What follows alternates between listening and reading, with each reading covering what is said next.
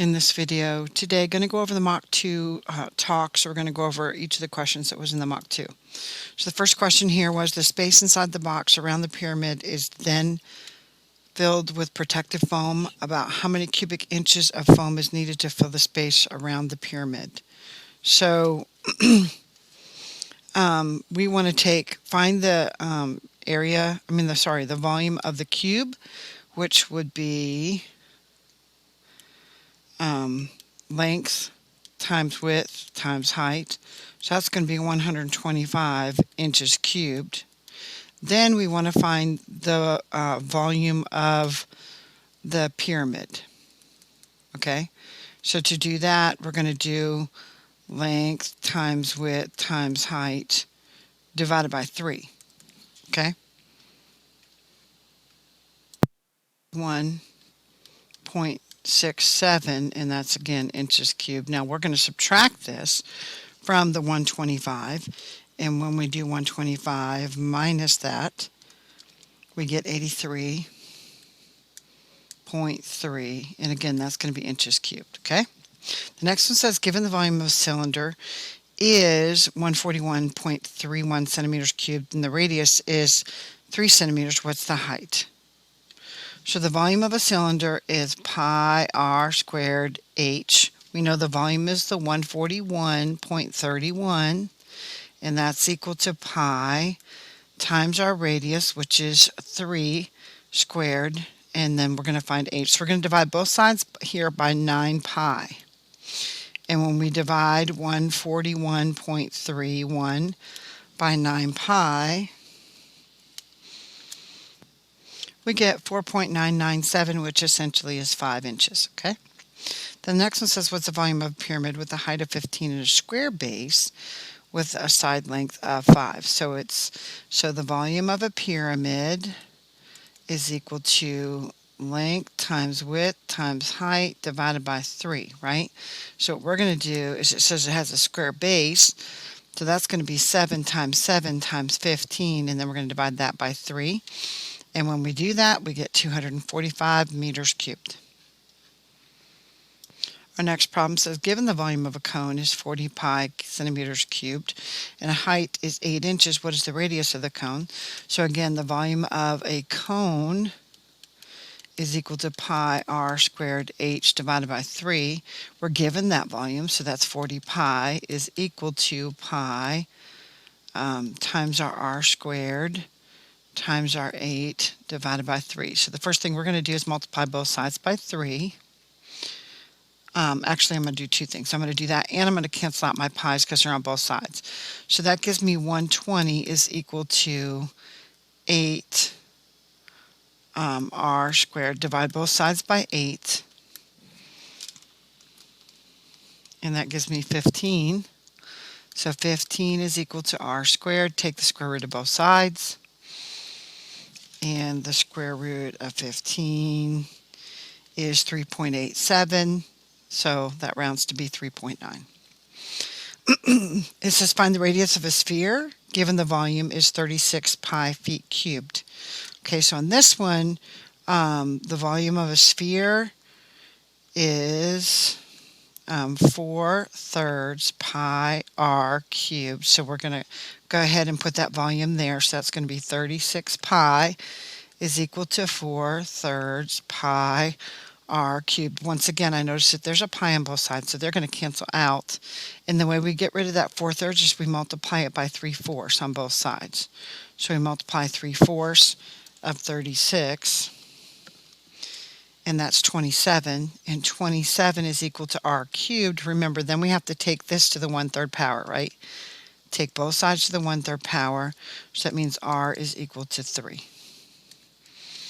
Then it says find the value of question mark. Of the question mark in the diagram to the right. Okay, so I notice this is a radius, right? And this is a radius, so those would be the same length. Okay, and there's a right angle where the radius intersects the tangent. So we can do Pythagorean's theorem here. So we could say a and b, because we're going to do a squared plus b squared equals c squared, right? A squared plus b squared equals c squared. And this whole length over here would be c, right? The whole thing, okay? So that means we're going to do 15.2 squared plus 11.4 squared. And that's going to be equal to our c squared. So let's see what that is. 361 is equal to c squared. So then we're going to take square root of both sides. So c is equal to 19. Then it's actually asking us for just this portion right here, okay? So if the whole thing is 19, that's our blue part, right? So the whole thing is 19. To find the red part, we're going to do 19 minus 11.4, and that is 7.6. So that's why our answer is 7.6. So the next question says the volume of a cone is 18 meters cubed. Find the volume of the cylinder with the same radius and height. So the key to this question is that it says that it has the same radius and the same height. So basically, if we have a cone and its radius was whatever and its height was whatever, right? And then we had a cylinder, how do these cylinder and these cones relate to each other?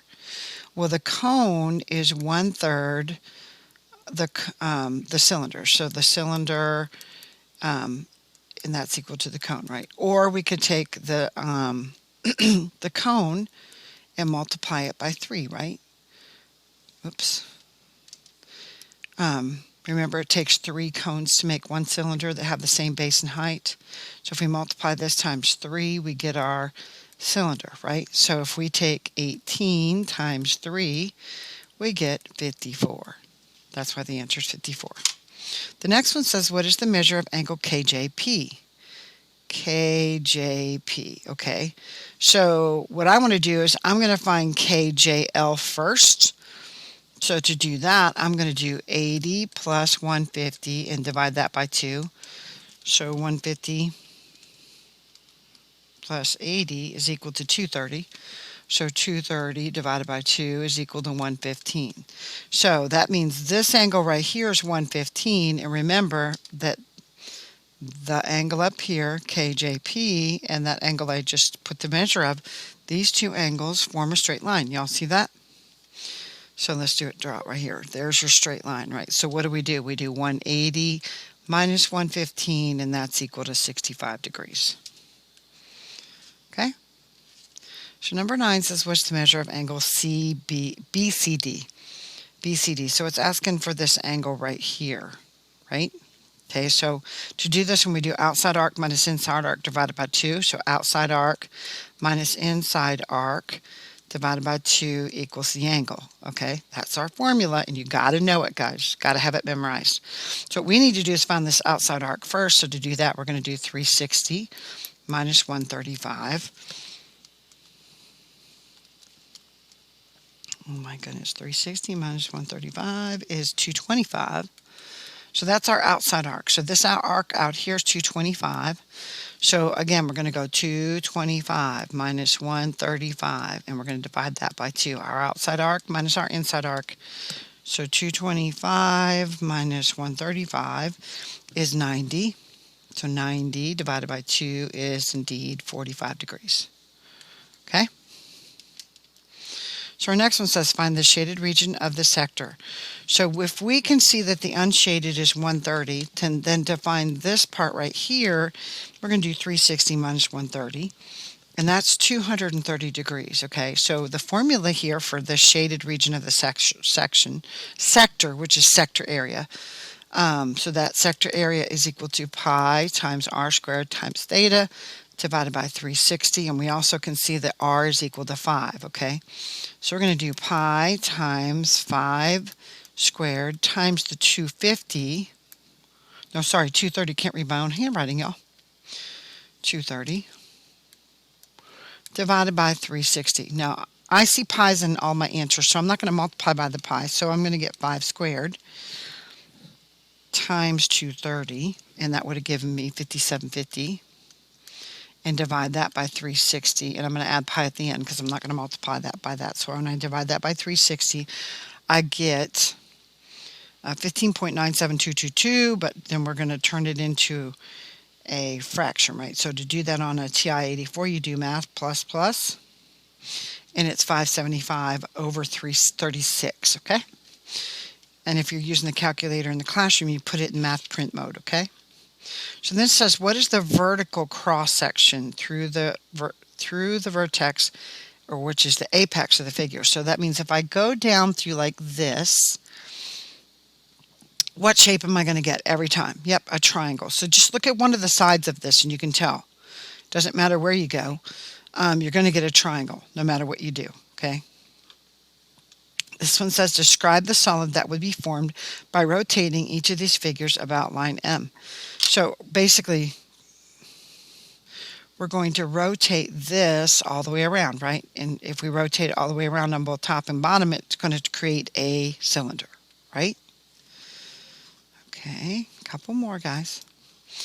The right circular cylinder and the right rectangular prism have the same heights and the same base areas. So same height, same base areas. A plane parallel to the bases slice the two solids. If the rectangular cross-section has a base length of 16 inches, and a width of 4 pi, what is the radius of the cylinder's cross-section? So we're going to multiply, so we want to find the area here. So we're going to go 16 times 4 pi, and 16 times 4 pi would be 64 pi. Now, it's asking us basically what the area of the circle is. So what's the radius of the cylinder's cross-section? So the area of a circle, so this was the prism, okay, so this is going to be the circle, okay, so that's pi r squared, right? That's what the area of a circle is. So we've got 64 pi is equal to pi r squared. What happens to the pi's? They cancel each other out. So then we're going to take the square root of both sides. So what does that mean? It means that our radius is going to be equal to 8, because the square root of 64 is 8. It says find the volume of the hemisphere. Now remember, a hemisphere is half a sphere. So we're going to use the formula 2/3 pi r cubed, okay? So it says diameter here, and we don't use diameter. What do we use? We use radius. So we have to notice that the radius, so that we're going to divide this by 2 to get the radius is equal to 7. So we're going to go 2/3 times pi times 7 to the third power. And when we do that, when we do 7 to the third power, that's 343. We multiply that times 2/3. We get 228.67. And then we multiply that by pi. We get 718.377. So that rounds to 718.4. Okay? All right, here's the last one. A pizza is cut into 10 pieces shown. If the diameter of the pizza is 12 inches, what is the arc length? That formula is L is equal to 2 pi r theta divided by 360. Okay, that's on your formula sheet. So notice it says r here, and we don't have radius, right? We have the diameter. So what do we have to do? We have to say 12 divided by 2 is equal to the radius. The radius is equal to 6, right? Now we also need to find theta. And it tells us that the pizza is cut into 10 pieces. So to find that, to find theta, we're going to do 360 divided by 10. So that's going to give us 36 degrees. So now we can plug those values into our formula, right? So that's going to be equal to 2 times pi times 6 times 36, and we're going to divide all that by 360. Now again, when you put that in your calculator, you get 2 times 6 times 36 is 432. Divide that by 360, and when you put that in your calculator, you get 6 over 5. And so remember, I left out the pi because there's pi in all those answers, so that's why the answer is 6/5 pi inches.